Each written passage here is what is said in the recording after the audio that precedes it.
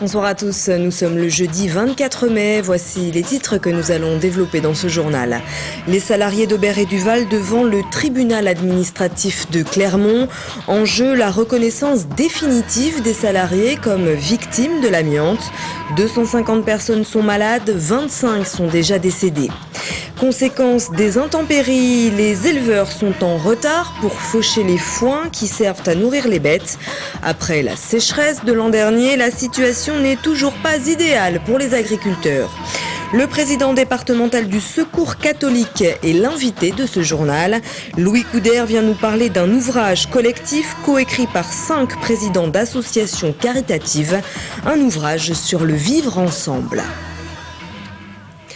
Mobilisation ce matin devant le tribunal administratif de Clermont d'environ 200 salariés d'Aubert et Duval venus de toute la France. Les syndicats avaient appelé à une journée de grève ce jeudi pour la reconnaissance définitive des victimes de l'amiante déclarées dans l'entreprise. La justice a déjà reconnu la maladie professionnelle. Reste maintenant à ce que cela soit appliqué. Le tribunal rendra sa décision dans le courant du mois de juin. Le reportage d'Émilie Bouvet. Les salariés du site des Ancis sont venus en grand nombre pour faire inscrire leur entreprise sur la liste des sites amiantés. D'autres collègues, associations et victimes sont venus en renfort de Bourgogne, du Var, de la Drôme et d'Ardèche pour les soutenir.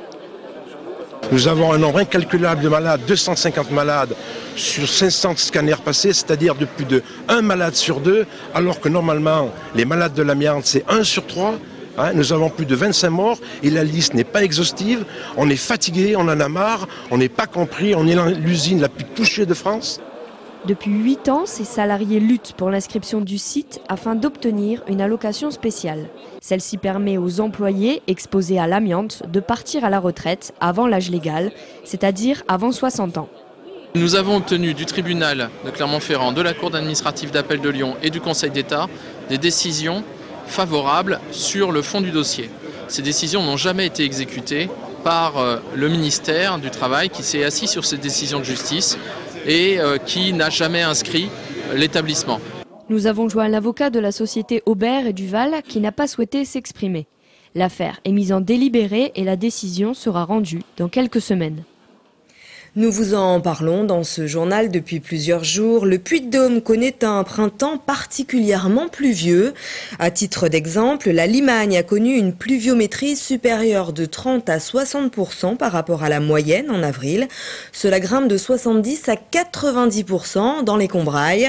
Après un printemps très sec en 2011 qui avait mis les exploitations en péril à cause de la sécheresse, l'année 2012 n'est pas non plus favorable aux agriculteurs. Regardez le reportage de Philippe Robert.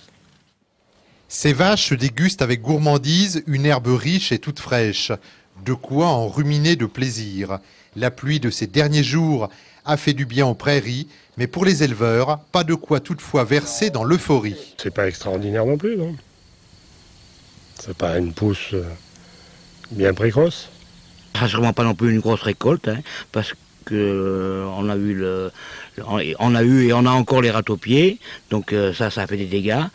Et si cette année on ne parle pas de sécheresse, en revanche la pousse est plus tardive, difficile de contenter le monde agricole. On est comme toute la population, on a du beau temps, il faudrait de la pluie, on a de la pluie, il faudrait du beau temps. Bon, ça on n'y commande pas, mais de l'eau il en faut. Et chez nous, ce week-end, il n'en est pas tombé abondamment comme dans d'autres coins du Puy-de-Dôme.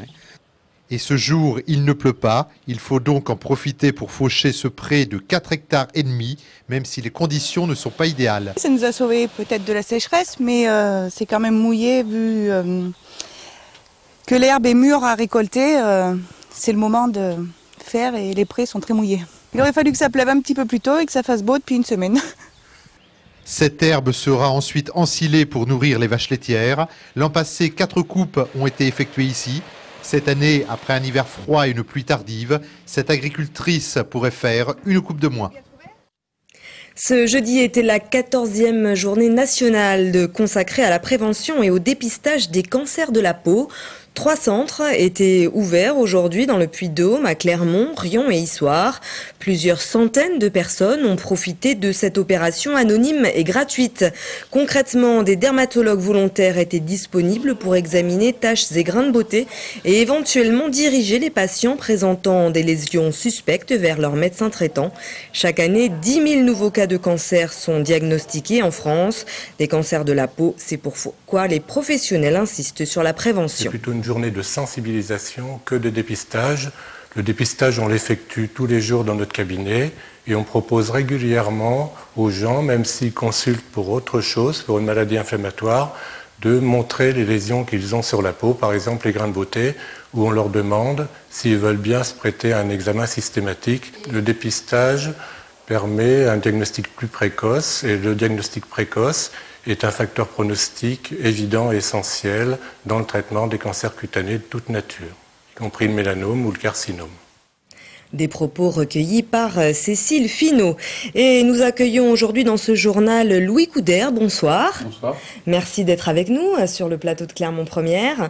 Vous êtes le président de la délégation puy-de-dômoise du Secours catholique et vous venez nous parler d'un ouvrage qui s'intitule « Nous pouvons vraiment vivre ensemble » paru aux éditions de l'Atelier. Expliquez-nous qui a écrit ce livre.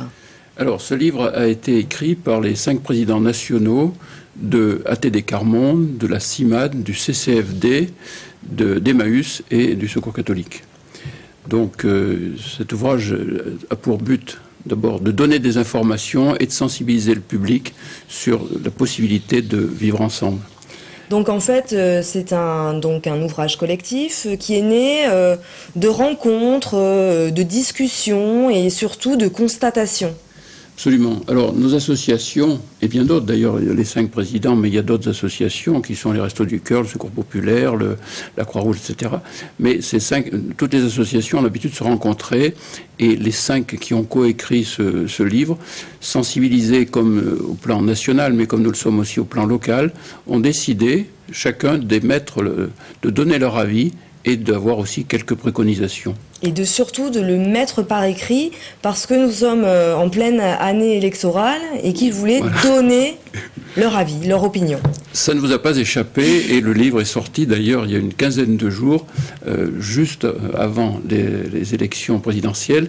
Et maintenant, nous en faisons la promotion. Il y a la promotion du livre, j'encourage tous vos téléspectateurs à le lire, bien évidemment.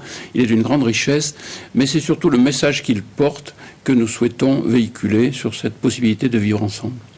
Alors, parlons d'abord du constat, parce que vous, association caritative, vous êtes à un carrefour très intéressant de la société, c'est-à-dire que vous êtes en même temps confronté aux populations les plus précaires, mais vous êtes également témoin de la grande générosité et de la grande solidarité des Français. Voilà, alors ce que vous dites est très précis et particulièrement intéressant. Et en 2010, alors même que le PNB avait diminué, eh bien les dons ont augmenté. Alors 2011, on n'a pas encore les statistiques, mais dans notre association, et j'étais récemment avec le président national, on disait les Français sont toujours généreux. Est-ce que ça va durer? Bien oui, ça dure, parce qu'il y a une sensibilisation, une perception de cette douleur, de cette souffrance morale et physique aussi, qui font que le Français est généreux. Alors dans le livre, il y a plusieurs chapitres et vous faites des constats difficiles. Sur la fragilité du pacte social, sur le chômage, la précarité, la pauvreté. Effectivement, ce sont des thèmes auxquels vous êtes confrontés tous les jours. Absolument. Alors, les chiffres, on les connaît. Les chiffres, c'est 8 millions de chômeurs, c'est... 4 millions de chômeurs et 8 millions de personnes en difficulté. Qui vivent sous le seuil de pauvreté. Voilà, exactement. Et le seuil de pauvreté, il faut savoir que c'est moins de 600 € par unité de consommation, c'est-à-dire par personne. Et c'est 870 pour 2 personnes. Enfin bref, ça 3 millions de personnes confrontées au chômage, plus de 3 millions. 10 millions de personnes qui ont des difficultés à trouver un logement en adéquation avec leurs revenus. C'est impressionnant. Donc ça, c'est le constat que vous faites dans ce livre. Voilà. Mais vous disiez tout à l'heure que vous émettez des propositions. En 1 minute, comment est-ce que vous pouvez nous résumer ces propositions? Ces propositions, on ne va pas dire il y a qu'à, il faut. Ça, c'est très facile. Mais je crois qu'il faut recueillir, j'emploie le mot il faut quand même, pardonnez-moi, recueillir l'avis des gens qui sont touchés par cette difficulté. Et ces gens ont des choses à nous dire. Il faut faire un diagnostic. Le diagnostic, je dirais qu'il est fait, mais après, les préconisations, eh bien, on ne va pas les imposer. Et il y a quelque chose dans ce livre que vous avez sans doute vu, une personne qui disait « J'ai découvert que j'étais pauvre le jour où les seules personnes qui me parlaient étaient payées pour ça ». Bon, eh bien, je crois qu'il faut dépasser cette notion. Et bien sûr qu'il y a les services sociaux, et on est dans un pays où c'est pas si mal, mais pour autant, les solutions, elles ne peuvent pas venir, elles ne peuvent pas s'imposer d'un système social, d'association. Elles peuvent se faire, elles ne peuvent se faire qu'avec les gens qui sont touchés par la précarité. Merci beaucoup, Louis Couder, d'être venu sur ce plateau nous parler donc d'un ouvrage qui s'intitule « Nous pouvons vraiment vivre ensemble », un ouvrage collectif, vous l'avez dit, qui est paru aux éditions de l'Atelier. Merci. Je vais plus loin, je dirais nous devons vivre ensemble. Merci Louis Couder. Avis aux utilisateurs de la médiathèque de Jaude, et vous êtes nombreux puisqu'entre 600 et 700 personnes la fréquentent chaque jour. Elle va fermer ses portes à compter du 1er juin et ce pendant 3 mois. Cet équipement de Clermont Communauté va en effet subir de nombreux travaux, la création d'un pôle, images et sons, le changement du mobilier et une remise aux normes des bâtiments. Coût total des travaux, environ 800 000 € à la charge de la communauté de communes.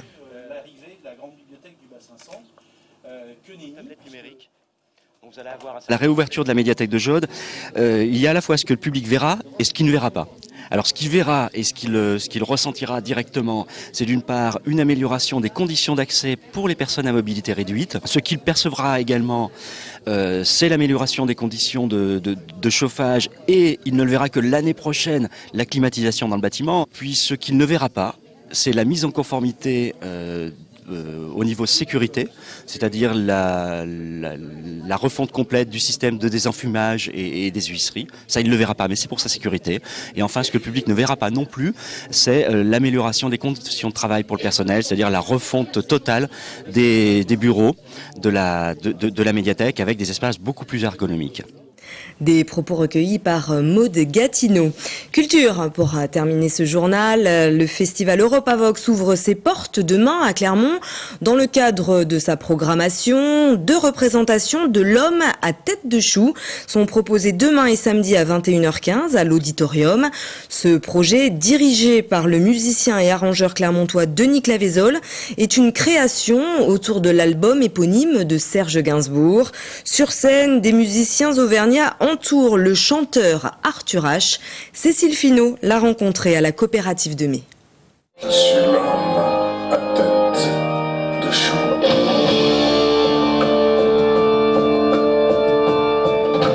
Moitié légumes, moitié mec.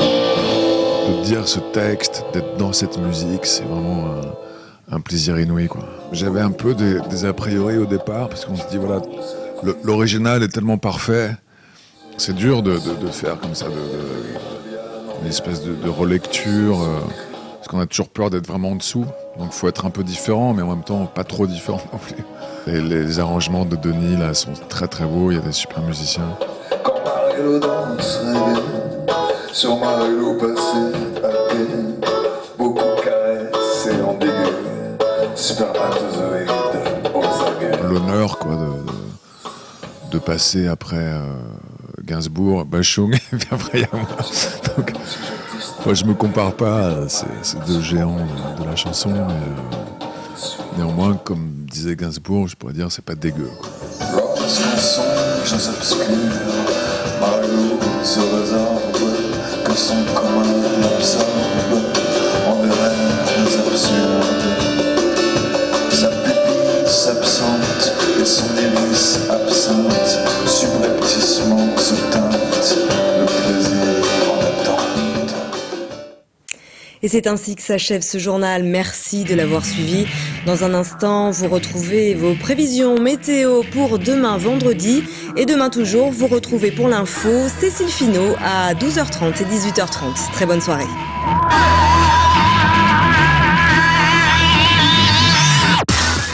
Toute l'actu locale est aussi en ligne. Retrouvez votre JT sur clermontpremière.com.